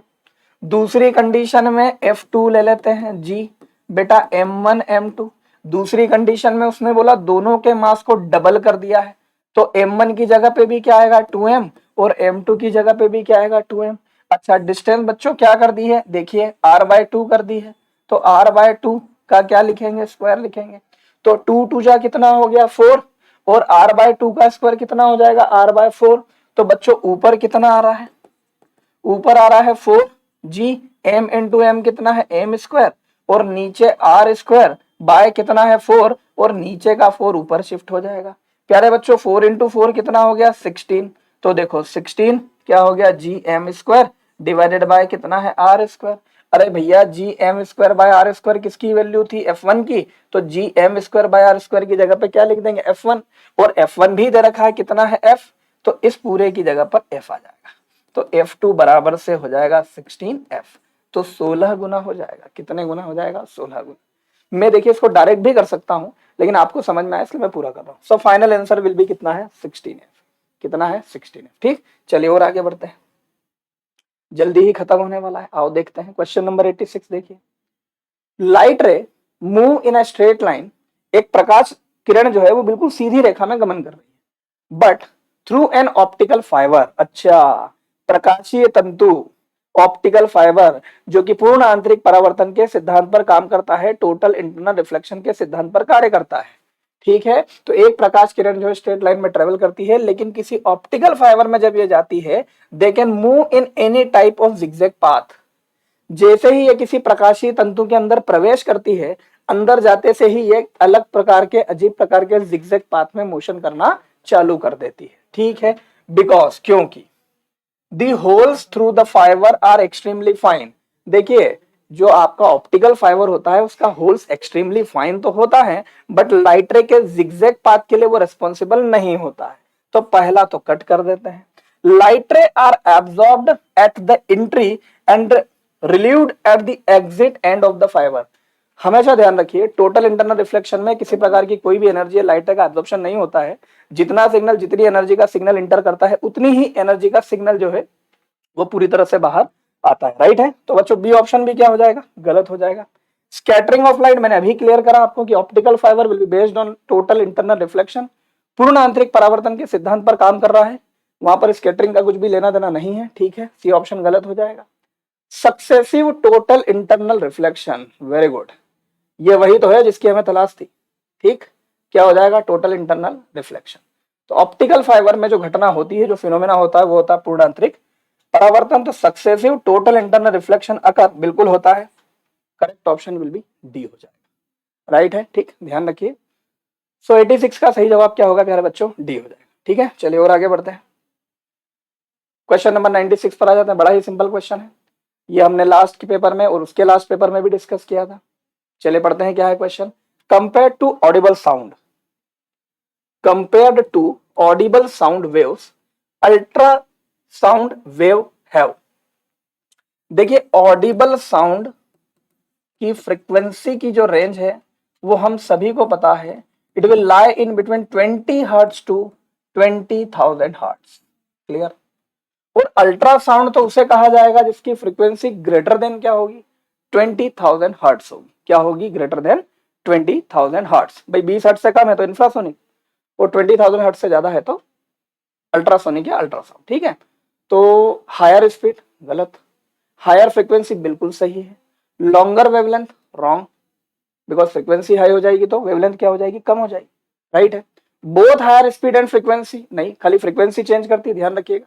करेक्ट ऑप्शन क्या हो जाएगा, बी हो जाएगा। राइट है। करेक्ट ऑप्शन क्या हो जाएगा प्यारे बच्चों, बी हो जाएगा। सो 96 का सही जवाब क्या होगा, बी। क्लियर। चलिए और आगे बढ़ते हैं 96 के बाद। चले 96 के बाद आते हैं 97 पर। ठीक है, सुनिए ध्यान से, न्यूमेरिकल है बढ़िया वाला, सेकंड लास्ट क्वेश्चन है, खत्म करते हैं जल्दी ही।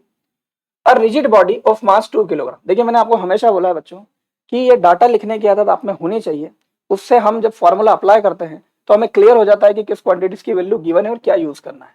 तो बोले एक रिजिड बॉडी है जिसका द्रव्यमान कितना है, 2 किलोग्राम। फटाक से लिखा, एम इक्वल्स टू कितना है, 2 kg। राइट है। Is drop from a stationary balloon, stationary balloon से यदि बॉडी को ड्रॉप किया जाता है तो ड्रॉप के लिए इनिशियल वेलोसिटी या प्रारंभिक वेग कितना लेते हैं प्यारे बच्चों, 0 लेते हैं। राइट है। At a height of 50 metre, भाई साहब 50 मीटर की ऊंचाई से बॉडी को ड्रॉप किया जाता है from the ground. The speed of the body when it just touches the ground, जैसे ही ये ग्राउंड को टच करती है, जैसे ही टकराती है ग्राउंड से, तो टकराते वक्त उसकी स्पीड क्या होनी चाहिए, तो हमें ये निकालना है। चलो हाथों हाथ सॉल्व कर लेते हैं प्यारे बच्चों। ऊपर से नीचे आ रहा है तो इनिशियल वेलोसिटी प्रारंभिक वेग कितना, 0, मतलब हमें क्या निकालना है, v फाइंड करना है। राइट है। चलिए लगाते हैं, सॉल्व करते हैं, सॉल्व करते हैं। चले कितनी इक्वेशन है हमारे पास, v equals to u plus a t. Right है। S equals to u t plus half a t square. Right है। v square is equals to u square plus 2as या फिर 2gh।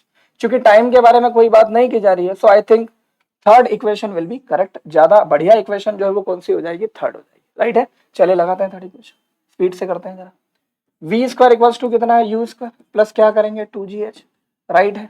इनिशियल वेलोसिटी 0 हो गई। चलिए v स्क्वायर इक्वल्स टू क्या करें, 2, g की वैल्यू कितनी है, अब ऑप्शन पर ध्यान दीजिए, g की वैल्यू 10 भी ले सकते हैं, बट ऑप्शन पे प्यारे बच्चों 980 का सेगमेंट बना हुआ है, तो आप g की वैल्यू एक्यूरेट लीजिए 9.8, उससे आपका आंसर जो है बिल्कुल करेक्ट आएगा। राइट है। तो g मैं ले लेता हूँ 9.8 और ऊंचाई कितनी है, 50। चलिए ये हो गया 50, सॉल्व करिए, डेसिमल पॉइंट हटेगा, 0 हट जाएगा। ठीक है। 5 2 जा 10 और 10 इंटू 98 कितना हो जाएगा, 980। तो v स्क्वायर कितना आ गया, 980। वेलोसिटी चाहिए प्यारे बच्चों, तो अंडर रूट्स ऑफ क्या हो जाएगा, 980। चलिए एक ऑप्शन तो, एक उत्तर तो ये आ गया, वेलोसिटी 980। फिर क्या पूछ रहा है, एंड द टोटल एनर्जी।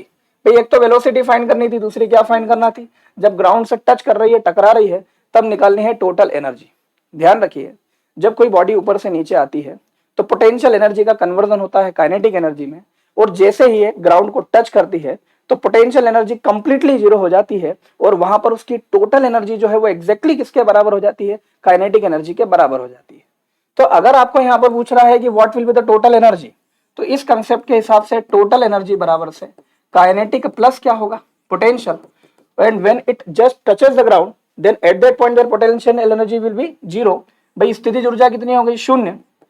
तो कुल ऊर्जा जो है गतिज ऊर्जा के बराबर है, मतलब हाफ mv स्क्वायर का सीधे सीधे हम फॉर्मूला लगाएंगे कुल ऊर्जा निकालने के लिए, और जब आप वैल्यू रखेंगे तो हाफ, मास कितना है बच्चों, 2 है, और v स्क्वायर देखिए निकाल रखा, ये v स्क्वायर की वैल्यू कितनी है, 980 है, ये हो जाएगा 980। बच्चों 2 से 2 कैंसल आउट, फाइनल आंसर कितना आ गया, 980। तो गतिज ऊर्जा कितनी आ गई है, टोटल एनर्जी कितनी आ गई है, 980। तो अंडर रूट्स ऑफ 980 और 980, अंडर रूट्स ऑफ 980 और 980, डी ऑप्शन करेक्ट। कंसेप्ट ध्यान रखिए। राइट है। आगे बढ़ते हैं। चलिए आखिरी 2 सवाल भी फटाफट निपटा लेते हैं। ठीक है। Question number 98, the temperature of a place on one sunny day is 113 in Fahrenheit scale. बच्चों फ़ारेनहाइट में 113 फ़ारेनहाइट दे रखा है। The kelvin scale reading of this temperature, हमें इसकी वैल्यू निकालनी है केल्विन में, काय में फाइंड करना है केल्विन, राइट है। चलिए निकालते हैं। चलिए क्या था कन्वर्जन, याद करिए, f minus 32 divided by 9 equals to k minus 273 divided by 5। जिन्हें नहीं पता है वो याद रख लीजिए, क्लियर। चलिए f की वैल्यू कितनी है 113 minus 32 divided by 9 equals to k minus 273 divided by 5। Cross multiplication करके सॉल्व करेंगे, k की वैल्यू आ जाएगी 318 केल्विन। कितनी आ जाएगी 318 केल्विन, ध्यान रखिए, क्लियर है। सो 98 का करेक्ट ऑप्शन क्या हो जाएगा, ए हो जाएगा, राइट। चलिए और आगे बढ़ते हैं, और आगे बढ़ते हैं। क्वेश्चन नंबर 99 देखिए, राइट है, सेकंड लास्ट क्वेश्चन है। देखिए बढ़िया क्वेश्चन है। Radiation coming from the sun, right, are mostly in the form of, सूर्य से आने वाली विकिरण मुख्यतः किस रूप में होंगी। देखिए ऑप्शन कितने जबरदस्त दे रखे हैं, ऑप्शन देखिए आप। आने वाली किरण सिर्फ लाइट, केवल प्रकाश होगी, light and long wavelength infrared, देखिए इसने इंफ्रारेड भी दे रखा है, और ऑप्शन में इंफ्रारेड को भी क्या करा है इन्होंने, लॉन्ग इंफ्रारेड और शॉर्ट इंफ्रारेड में डिवाइड कर रखा है। तो दूसरा ऑप्शन बोल रहा है लाइट के फॉर्म में और लॉन्ग वेवलेंथ इंफ्रारेड के फॉर्म में आएगी। तीसरा ऑप्शन बोल रहा है light and short wavelength infrared के फॉर्म में आएगी। चौथा ऑप्शन बोल रहा है शॉर्ट और लॉन्ग दोनों वेवलेंथ विथ इंफ्रारेड की दोनों वेवलेंथ के साथ में। बच्चों ध्यान रखो, सन से आने वाली जो रेडिएशन होती है बेसिकली हम उसे बोलते हैं विजिबल लाइट। क्या बोलते हैं, विजिबल लाइट। जब आप ईएम वेव्स का स्पेक्ट्रम देखेंगे तो पहली है गामा, दूसरी है एक्स, तीसरी अल्ट्रा वायलेट, उसके बाद है विजिबल, और विजिबल के बाद है इंफ्रारेड। सनलाइट, सन रे जो है वो विजिबल लाइट के फॉर्म में क्या हो गया, लाइट, और अगर विजिबल के बाद में देखें तो क्या आ रहा है, इंफ्रारेड। और किसी भी रेडिएशन का स्पेक्ट्रम जो है वो लोअर वेवलेंथ से हायर वेवलेंथ के सीक्वेंस में अरेंज होता है। आप देखिए यहां पर भी गामा से रेडियो की तरफ जा रहा है, गामा की एनर्जी और फ्रीक्वेंसी ज्यादा है। अब एनर्जी और फ्रीक्वेंसी ज्यादा है मतलब वेवलेंथ क्या होगी, कम होगी। तो वेवलेंथ का जो रेंज होता है वो लोअर से किधर जाता है, हायर जाता है। तो इस क्वेश्चन के हिसाब से जो सनलाइट आ रही है बेसिकली वो विजिबल लाइट के साथ में किसको टच करेगी, तो मैंने बोला इंफ्रारेड की यदि बात की जाए तो लोअर वेवलेंथ से हायर वेवलेंथ को टच करेगी। तो प्रकाश किरण के साथ में क्या होना चाहिए, शॉर्ट वेवलेंथ इंफ्रारेड होना चाहिए। क्या होना चाहिए, शॉर्ट वेवलेंथ इंफ्रारेड होगा। तो 99 का सही उत्तर जो है, एग्जैक्ट आंसर जो है वो क्या हो जाएगा, short wavelength infrared, C option correct हो जाएगा, राइट है। चलिए 99 के बाद लास्ट पर आते हैं, क्वेश्चन नंबर 100, राइट है। ये हमारा लास्ट क्वेश्चन है 2019 का, सुनिए ध्यान से। देखिए क्या बोल रहा है, which of the following are the characteristics of electromagnetic waves. कुछ पॉइंट्स दे रखे हैं विद्युत चुंबकीय तरंगों से संबंधित, हमें क्या करना है, इन पॉइंट्स को रीड करना है, और पॉइंट्स को रीड करके हमें ये टेली करना है कि इनमें से कौन सा उत्तर जो है वो सही होना चाहिए। देखिए पहला पॉइंट ही क्या दे रखा है, दे आर इलास्टिक वेव्स। क्या दे रखा है पहला point, they are elastic waves. देखिए मैं आपको एक बात बता दूं, यहां पर इलास्टिक वेव्स हिंदी में इसको बोलते हैं प्रत्यास्थ तरंगे। बच्चों ध्यान रखो, इलास्टिक वेव या प्रत्यास्थ तरंगे, इलास्टिक वेव्स यदि होंगी तो इलास्टिक वेव्स वे वेव्स होती हैं भाई जिन्हें मीडियम की रिक्वायरमेंट होती है। किसकी आवश्यकता होती है, मीडियम की, क्लियर है। और अगर मीडियम की आवश्यकता होती है, देखिए सोचिए आप, मीडियम में क्या होते हैं, पार्टिकल, और जब कोई भी वेव किसी भी मीडियम के अंदर ट्रेवल करती है तो मीडियम के पार्टिकल क्या करते हैं, ऑसिलेट करते हैं, और जब ऑसिलेट करते हैं तो वो अपनी मीन पोजीशन को क्या करते हैं, लीव करते हैं वाइब्रेट करने के लिए, क्लियर है। अगर इलेक्ट्रोमैग्नेटिक वेव इलास्टिक वेव होगी तो इन्हें हमेशा किसकी आवश्यकता होगी, मीडियम के माध्यम की आवश्यकता होगी। और यदि हमेशा माध्यम की आवश्यकता होगी तो क्या ये वैक्यूम में ट्रेवल कर पाएंगी, क्या ये वैक्यूम में बिल्कुल भी ट्रेवल नहीं कर पाएंगी। तो इलेक्ट्रोमैग्नेटिक वेव्स तो मीडियम में भी ट्रेवल करती है और वैक्यूम में भी ट्रेवल करती है। और अगर विद्युत चुंबकीय तरंगों को निर्वात में यदि गमन करना है तो क्या उनका इलास्टिक होना जरूरी है, जी नहीं, वो बिल्कुल भी हमेशा इलास्टिक नहीं होगी। तो ये एकमात्र प्रॉपर्टी है। पहला वाला जो पॉइंट है वो तो पूरी तरह से यहाँ पर गलत हो जाता है, बिकॉज ईएम वेव जो वैक्यूम में भी क्या करती है, ट्रेवल करती है। यदि ये एयर में या मीडियम में ट्रेवल करती तो ये सही करेक्ट माना जा सकता है। ठीक है, चलिए दूसरे पर आते हैं। They can also move in vacuum, बिल्कुल सही है, निर्वात में गमन करती है। They have electric and magnetic components which are mutually perpendicular, बिल्कुल सही है बच्चों, इलेक्ट्रिक और मैग्नेटिक कंपोनेंट होते हैं जो एक दूसरे के लंबवत होते हैं। चौथा पॉइंट बोल रहा है they move with speed equal to 3 lakh. देखिए फिर यहां पकड़िए आप प्यारे बच्चों, ध्यान रखो, 3 लाख मीटर पर सेकेंड बोल रहा है चौथा वाला पॉइंट, जबकि इलेक्ट्रोमैग्नेटिक वेव्स जो है वो क्या करती है, स्पीड ऑफ लाइट से ट्रेवल करती है, जिसकी वैल्यू होती है 3 × 10⁸ मीटर पर सेकेंड, जो 3 लाख मीटर पर सेकेंड से ज्यादा है। तो पहला पॉइंट भी क्या हो गया है, गलत, मतलब इसका सिर्फ सेकंड और थर्ड वाला पॉइंट करेक्ट है। इट मींस करेक्ट आंसर क्या हो जाएगा, सी हो जाएगा। ठीक है, तो ये रहा आपका 2019 का सेकंड पेपर। अगली बार हम हाजिर होंगे 2017 के पेपर के साथ। जय हिंद प्यारे बच्चों।